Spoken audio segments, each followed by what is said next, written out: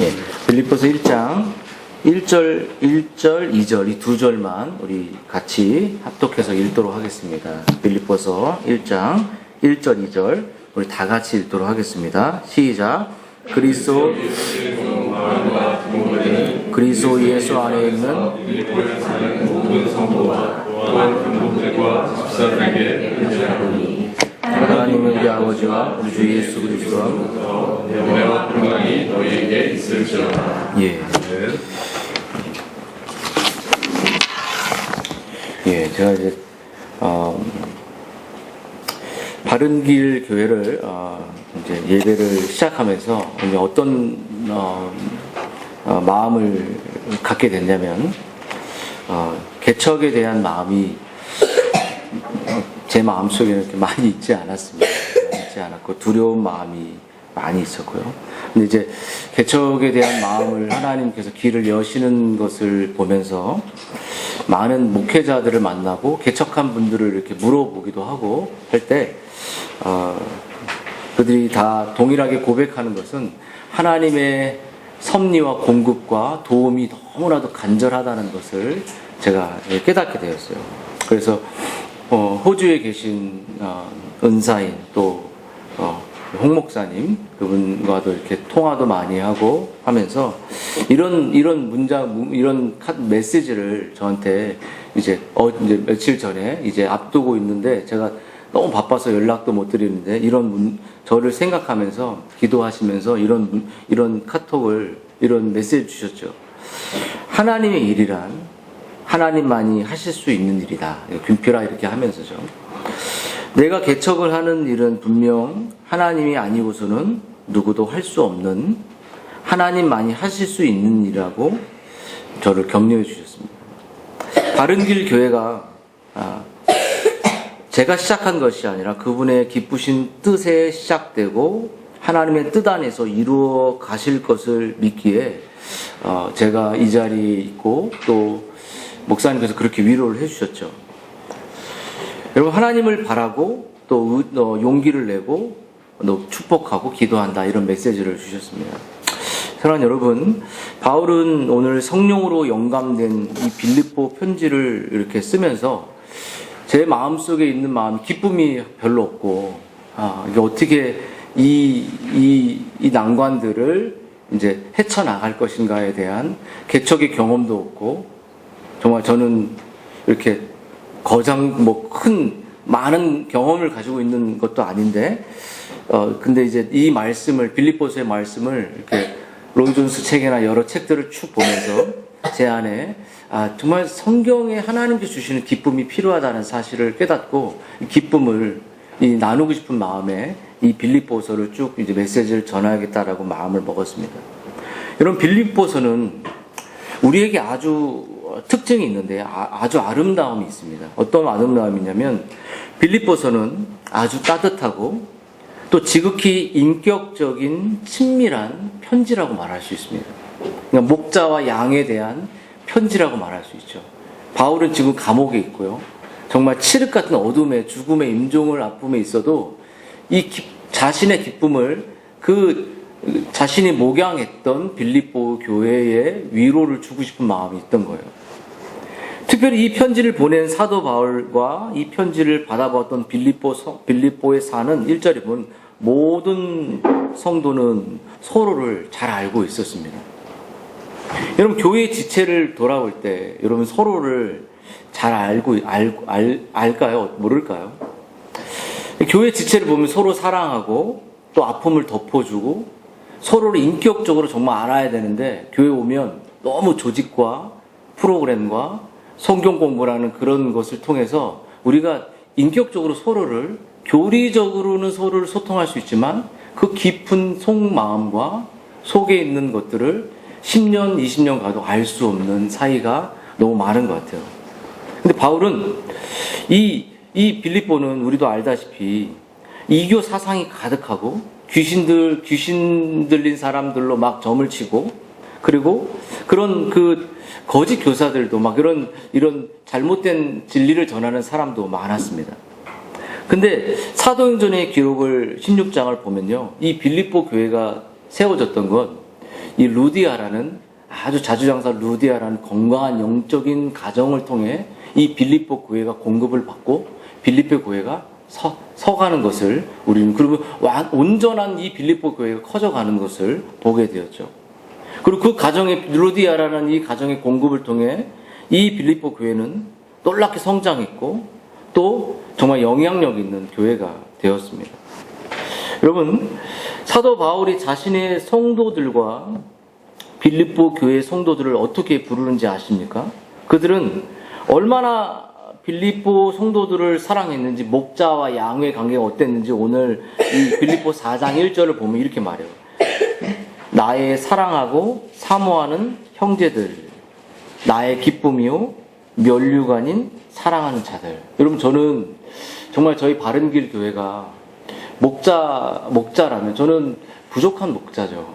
근데 한 가지 저는 뭐 많은 공부를 한 것도 아니지만 한 가지 꼭 해주고 싶은 게 뭐냐면 정말 그 양들을 깊이 사랑하고 나의 기쁨이라고 여기고 그 나의 면류관이다 라고 말할 정도로 그 양들을 깊이 사랑하는 목양의 사랑의 교제가 있는 진리만 전하는 그런 강단이 아니라 양들과 깊은 소통하고 양들을 알아주고 양들의 필요를 채워주고 양들의 아픔과 함께 울어주는 실제적으로 양들이 느낄 때까지 그들에게 정말 나의 사랑하는 사모하는 형제들 이렇게 말할 정도로 나만 말하는 게 아니라 양들도 그렇게 느낄 수 있는 서로 심령 깊이 목자와 양이 연결되어 있는 바울이 빌립보 교회 성도들을 향한 마음을 가졌던 것처럼 그러한 이 빌립보 같은 교회가 바로 저희 바른길 교회가 꿈꾸는 교회의 모습이라고 생각합니다. 여러분, 그런 의미에서 이 편지는 빌립보 편지는 성경이 말하는 목회자와 양의 관계를 잘 보여줘요. 서로를 잘 압니다. 서로를 너무 잘 아는 거죠. 여러분, 빌립보가 그런 목자와 양의 관계를 이렇게 볼 때 목회자가 막 어떤 수직적인 어떤 막 너무 다가가기 어렵고 너무 찾아가기 어렵고 제가 이제 외국에 있을 때뿐만 아니라도 제가 목회를 하면서 너무 외로울 때 여기 김성욱 집사님 계시지만 전화할 사람이 이 친구 한 명밖에 없더라고요. 전화를 딱 들고 전화를 하고 싶은데 목회자에게도 그 누구에게도 그렇게 교리를 같이 나누는 많은 사람이 있어도 힘들어요. 뭐 이렇게 오늘 어때요? 라고 전화할 사람이 없는 거예요. 그렇지 않습니까? 인생을 많이 살아도 전화를 편안하게 나의 마음을 이야기할 수 있는 사람이 없는 것을 볼 때 참 좀 슬픈 마음이 들 정도로 제가 생각하는 교회의 양과 목자는 저에게 언제든 전화했으면 좋겠다. 저에게 언제든 아픔을 이야기했으면 좋겠다. 그 아픔을 듣는 것이 저희 기쁨이 됐으면 좋겠다.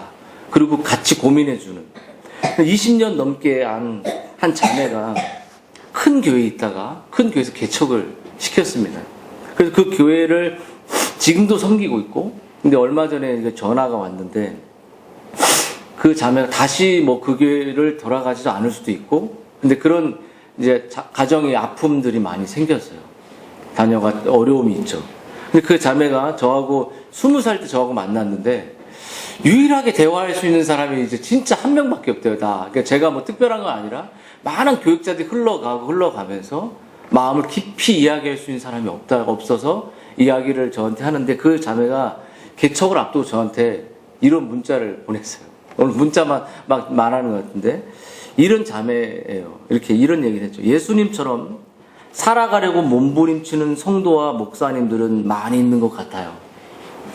그런데 진정으로 양을 생각하고 양을 사랑하며 사랑해주고 언제나 마음을 열고 다가갈 수 있는 목자를 만나는 건 너무 어려워요. 교리를 말하고 진리를 말하고 있지만 그 양이 목자에게 전화하고 목자에게 다가갈 수 있는 목자는 없다는 거예요. 그럼 저는 그런 목회는 참 저는 그렇게 목회하고 싶은 마음이 없습니다. 그래서 물론 목회자가 어느 정도 거리가 필요할 수 있지만 진정으로 필요할 때 목자를 멀리 있다는 것, 느낀다는 것은 참으로 양들에게 슬픈 일이고 그 아픔들을 1대1로 하나님과 이렇게 일구며 살아가는 그 외로움 속에 있는 양의 마음을 보게 되죠. 여러분, 건강한 교회란 어떤 교회일까요? 제가 개인적으로 생각했습니다. 저는 수많은 교회를 이렇게 사역하고, 미국에서도 사역하고, 미국에서 잘려도 갔습니다. 영어 못한다고 잘렸죠. 딱 6개월 만에 이렇게, 김 목사님은 한국어 쪽에 영어를 했으면 좋겠고, 우리 아내가 엄청 좌절을 했어요. 영어 안 되고 막 이렇게 막 조금 써가지고 소이름문답을 좀만 써서 막 썰을 풀어놔야 되는데, 몇 마디 하니까 3분 만에 끝나버렸습니다. 찬양을 하는데, In His time, 주님의, 그거만 6개월 불렀어요. 그러니까는 아이들이, 유스 애들이 한국말로 하세요. 그러더라고요. 정말 좌절감에 그 슬픔에, 그러면서 그 사람이 그 담임 목사님께서 하신 말이 한국권을 가시라.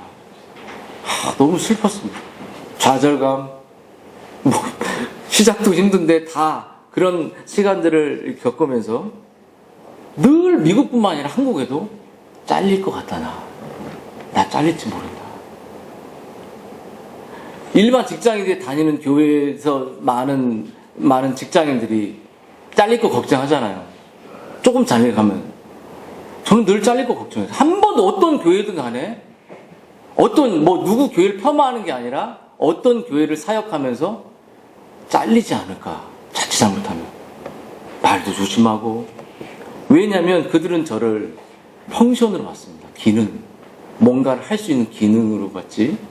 저를 한 존재로, 한 영혼으로, 한 형상으로, 정말, 그래서 많은 목회자들에게 지금도 전화하면 아이가 셋인데, 너 어떻게 할 거야? 그러면, 형님 저 잘릴 것 같아요. 한 해만 더 어떻게 버텨야죠. 그런 이야기를, 후원금을 보내면서 그런 이야기를 할 때마다 제가 해주는 말이 이거예요. 잘리면 우리 교회 와. 얼마 있지도 않은데 와, 여기 와서 쉬어. 제가 해주고 싶은 말이 그거예요. 그냥 쉬게 해주고 싶어요. 제가 그 친구가 너무 힘들다고 해서 그 교회도 소개시켜준 게 전데, 근데 그런 마음 할 때 그 위로를 줄 수 있는 말이 작지만 여기 와서 쉬어. 이렇게 말이 나오더라고요. 얼마 안 되지만. 여러분, 건강한 교회란 나는 선한 목자라. 선한 목자는 양들을 위하여 목숨을 버리거든요. 목숨을 버리죠. 양을 죽이는 게 아니라 자기가 죽죠. 양을 위해서 목숨을 버릴 수 있는 목자. 그런 섬김과 사랑을 줄 수 있는 그런 목회자. 그런 교회와 함께 아픔을 함께하고 피로를 채워주고 세워주는 그런 목회자. 그래서 빌립보의 또 다른 특징은 뭐냐면, 바울 사도가 감옥에 있으면서도 그 기쁨이, 그 어둠을 밝게 비칠 수 있는 그 기쁨을 그 양들에게 전해주고, 양들이 그 하늘의 기쁨을 갖고 이 세상을 진짜로 돈이 얼마 있고 물질이 얼마 있는 곳으로 살아가는 것이 아니라 그 하늘의 기쁨을, 자기 안에 있는 기쁨을, 물질적으로 바울이 완전히 자유한 사람처럼 보일 정도로 배설물로 여겼잖아요. 그가 그 자신의 기쁨을 감옥 안에서 그들에게 전해주고 싶은 거예요. 그래서 자신 안에 있는 그 기쁨의 샘을 그들에게 채워주고 싶은 거죠. 그래서 바울은 주 안에서 항상 기뻐하라. 다시 말하노니 기뻐하라. 이 기쁨이 너에게도 정말 있었으면 좋겠다라고. 왜냐면 그 기쁨이 어떤 기쁨이냐면, 사도 바울에게 칠흑 같은, 감옥 같은 인생의 어둠을 이겨낼 수 있는, 그것을 견뎌낼 수 있는, 관계를 이겨낼 수 있는, 어떤 험담을 이겨낼 수 있는 그런 기쁨이었죠. 그래서 성도는 이 세상에서 두 가지의 기쁨을 가지고 살아간다고 말할 수 있습니다. 그 기쁨은요, 하늘의 기쁨이죠.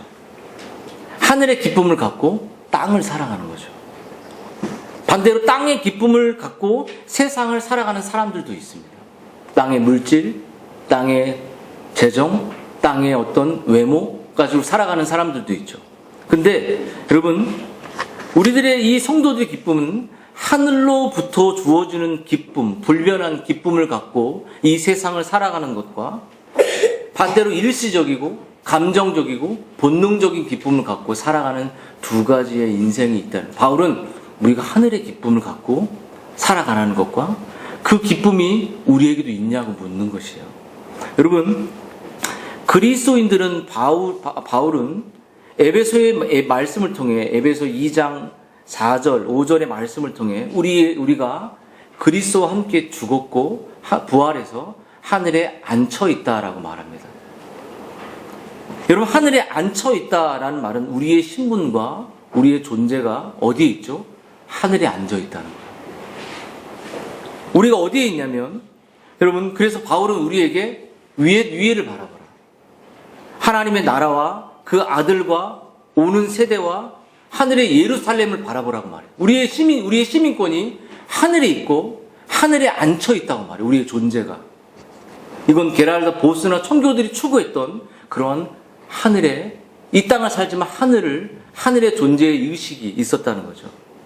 여러분, 하늘과 이 땅을 살아가는 이것을 연결하는 것이 누굴까요? 바로 예수님입니다.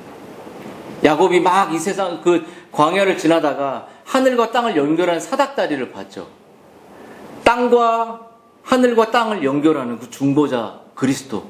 여러분, 우리가 왜 이 땅을 살지만 하늘에 앉아있는 왜 존재냐면 그리스도께서 우리를 구원하셨고 우리를 하늘에 그리고 그분과 함께 앉히셨고 우리의 이 세상의 땅을 밟고 살지만 우리의 신분은 하늘에 있다는 것이에요.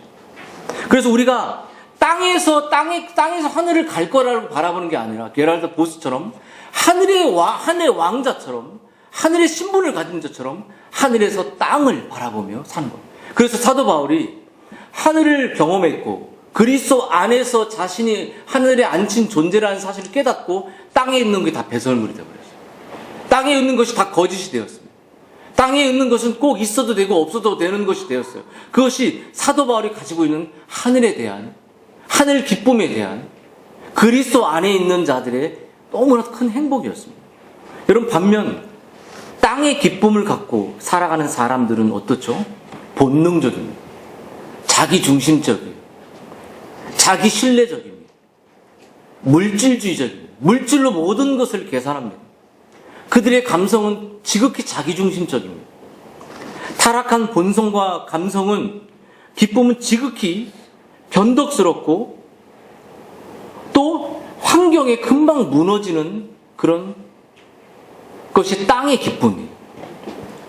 여러분, 자기중심적이 조금만 공격만 받으면 분노하고 관계를 무너지게 되고, 하지만 여러분, 거듭난 신자 안에 발휘되는 영적인 은혜로 누리는 이 하늘의 기쁨은 영원합니다. 조화를 만들어내고 기쁨을 만들어내고 내 안에 하늘의 그 영원한 그리스도의 기쁨이 넘쳐날 때 그 샘을 공동체에 흘려보내는 그 능력과 힘이 물된 동상같이 있죠. 여러분, 하늘의 기쁨으로 가득 찬 사람들은 우울증이나 또 조울증이나 절망이나 외로움이나 낙심해 있는 사람들에게 그 샘을 퍼서 줄 수 있어요.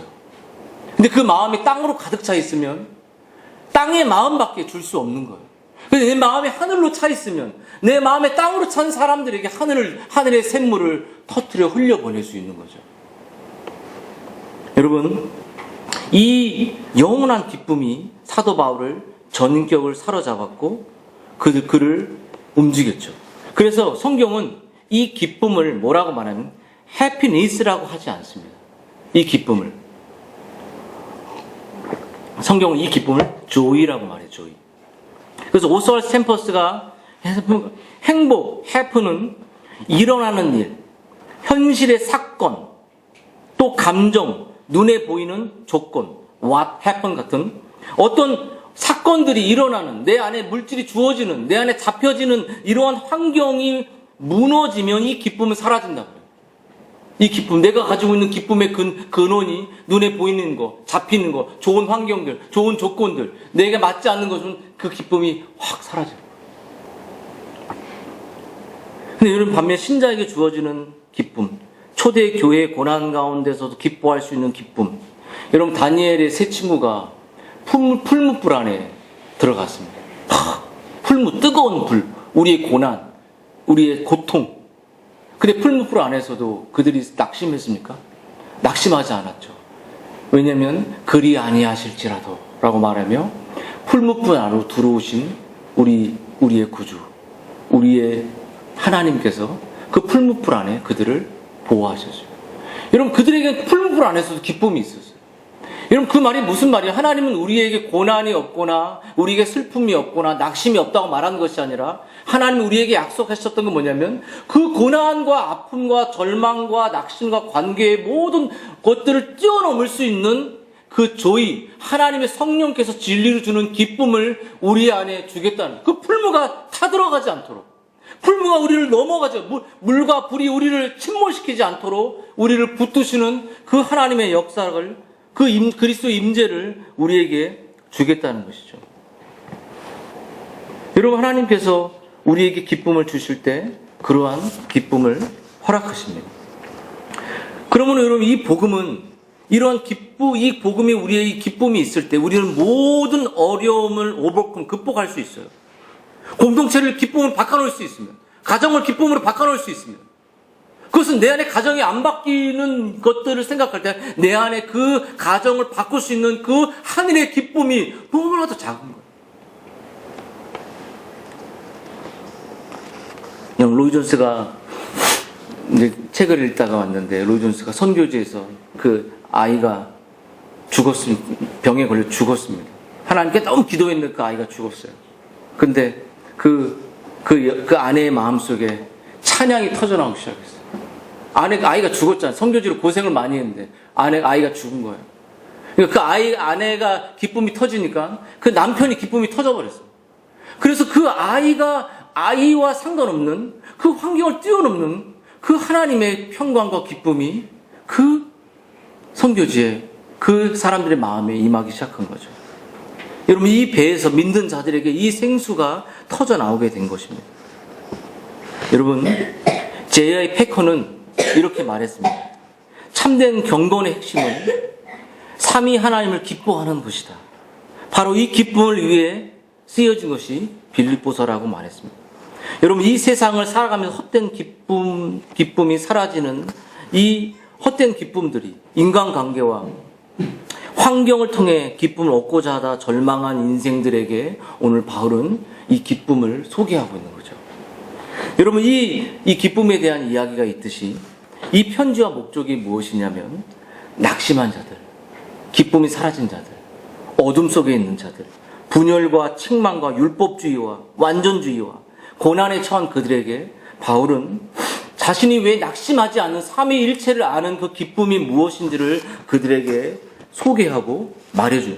자기가 경험하고 있는 기쁨은 실제적이고 자기가 느끼고 있는 그 영광은 너무나도 아름답다는 것을 그들에게 가짜가 아니라 실제라는 것을 알려주고 싶은 거죠. 여러분, 우리에게 이 기쁨이 있습니까?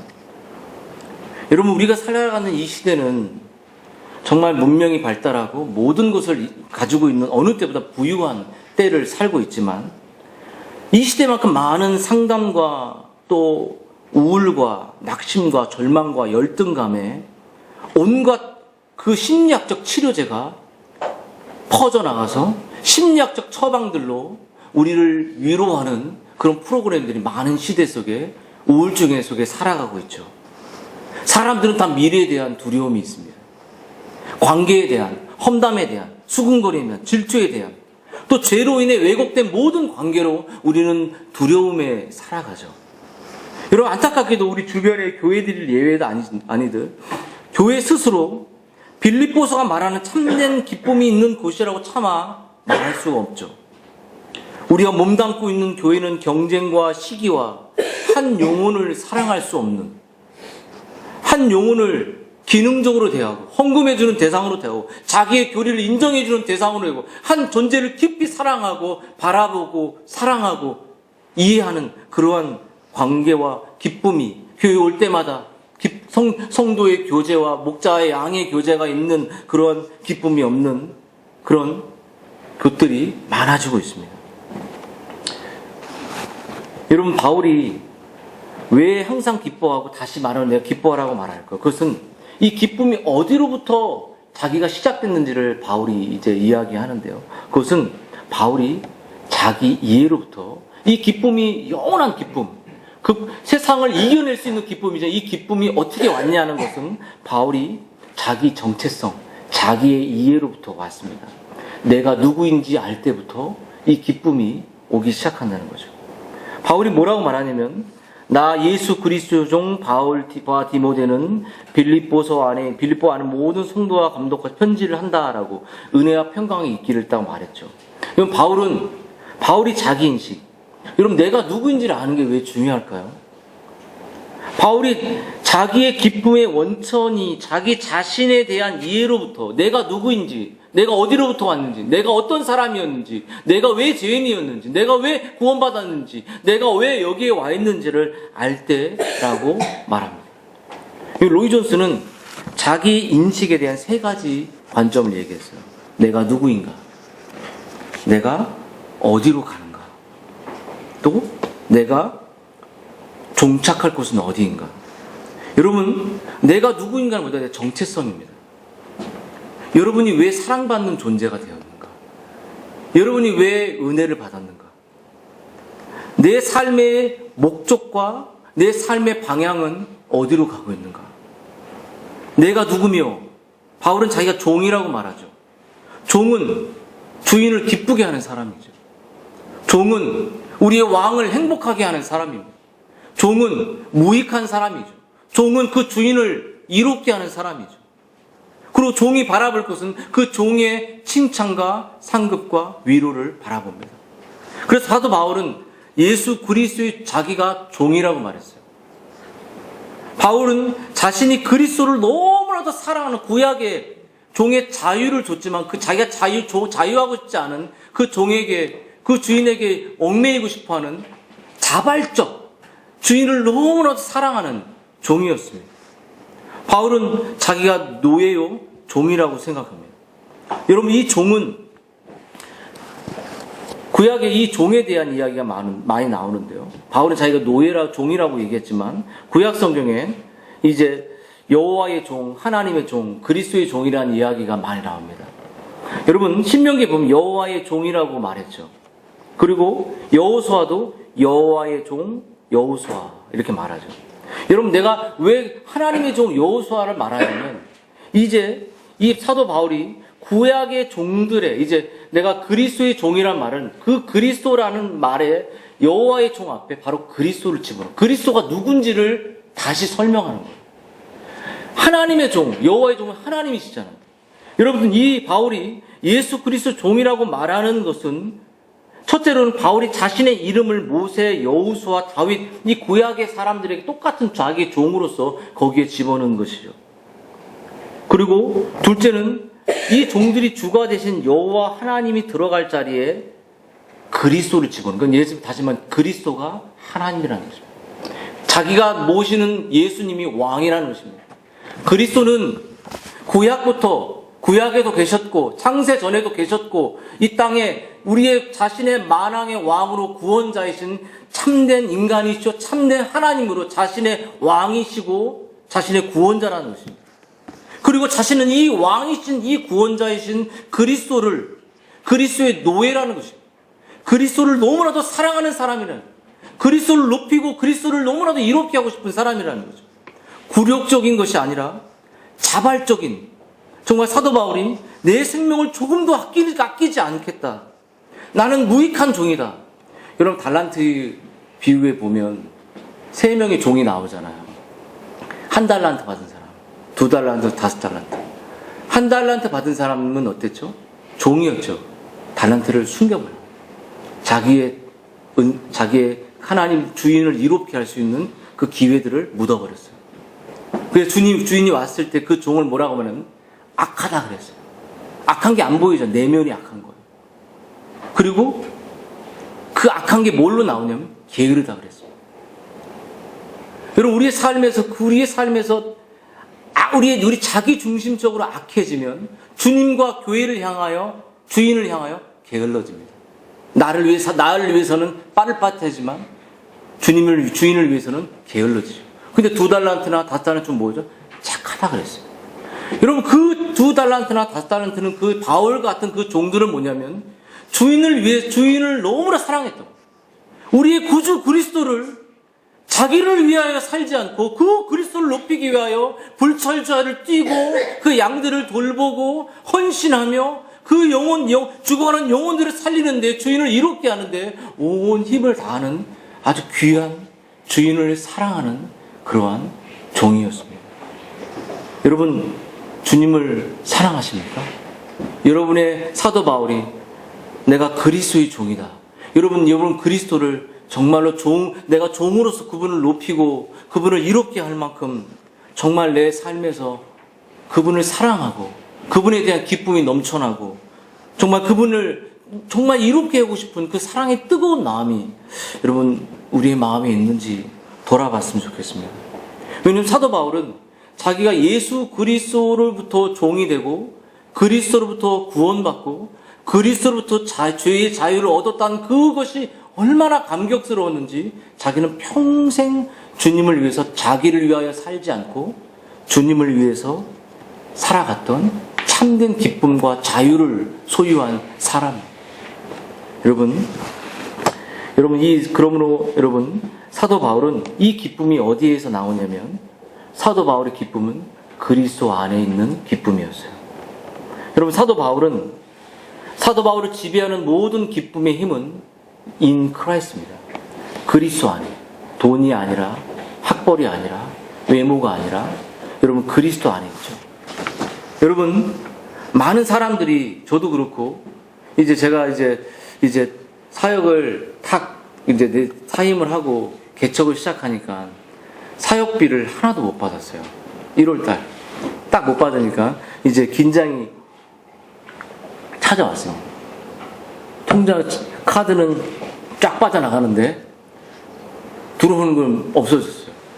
미래에 대한 두려움이 몰려오기 시작합니다. 여러분, 많은 남성과 여성들, 또 많은 사람, 어른들이 경제적으로 어렵게 살고 싶지 않다고 말합니다. 결혼을 앞두고도. 그들 속에 남긴 건 가난에 대한, 미래에 대한 두려움이 넘쳐나죠. 근데 여러분, 이 삶의 두려움을 이길 수 있는 힘은 어디에 있냐면 그리스도 안에 있어요. 그리스도의 조엘 비키 목사님 말하는 그리스도의 손 안에 있는 것이 아니라 우리가 그리스도의 몸을 형성하고 그리스도의 지체가 되고 그리스도께서 우리에게 필요를 공급하고 너희는 먼저 그의 나라와 의를 구하는 예수님께서 우리의 모든 것을 책임져 주시고 우리를 공급해 주시고 우리를 붙들어 주시는 그 공급을 믿지 못한다면 우리는 늘 그리스도의 손 안에 있는 것처럼 언제 떨어질지 모르는 두려움 속에 살아간다는 거죠. 근데 우리는 그리스도 안에 있습니다.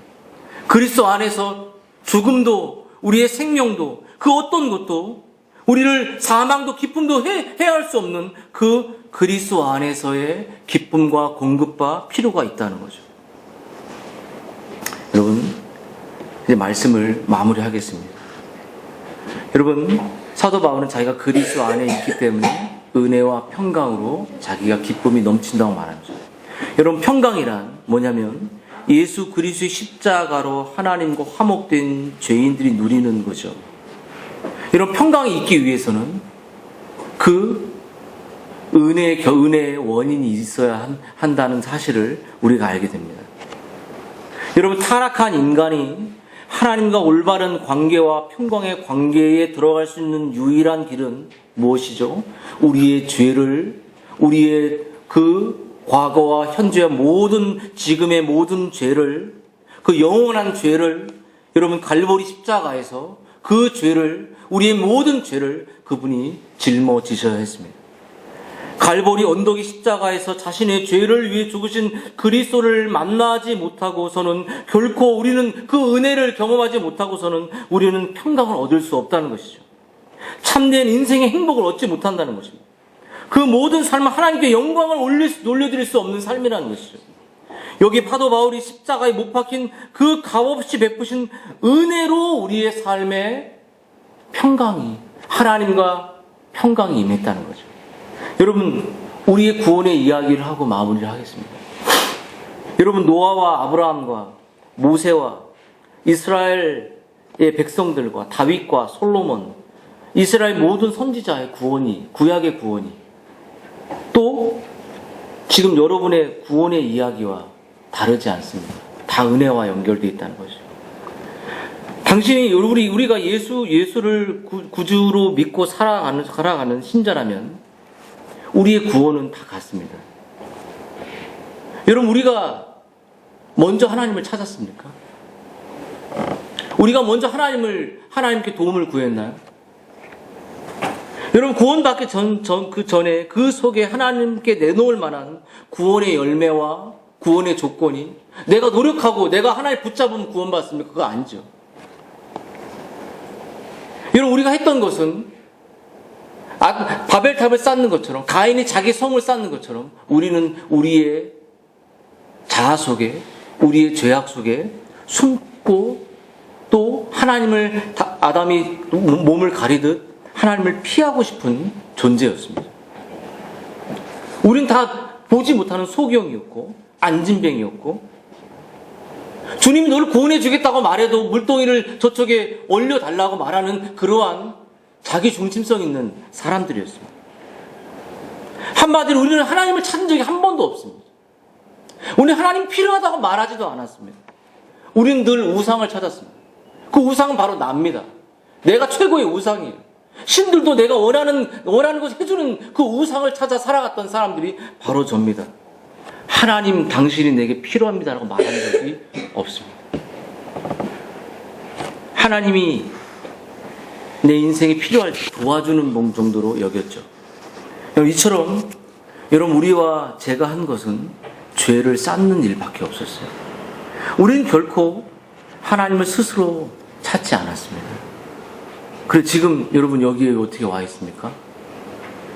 어떻게 여러분 선교사가 되었고, 어떻게 주의 종이 되었고, 어떻게 진리를 듣는 예배자가 되었습니까? 그것은 하나님께서 우리를 찾아오셨기 때문입니다. 하나님께서 우리를 아들을 아끼지 않으시고 아들을 주셨기 때문입니다. 우리를 더 이상 다시는 나도 너를 정죄하지 않다고 말씀하셨기 때문입니다. 우리를 사랑하시고 그 아들을 아낌없이 주시고 우리를 불쌍히 여기시고 우리를 축복하시고, 근데 여기 우리가 이렇게 why me라고 말해요.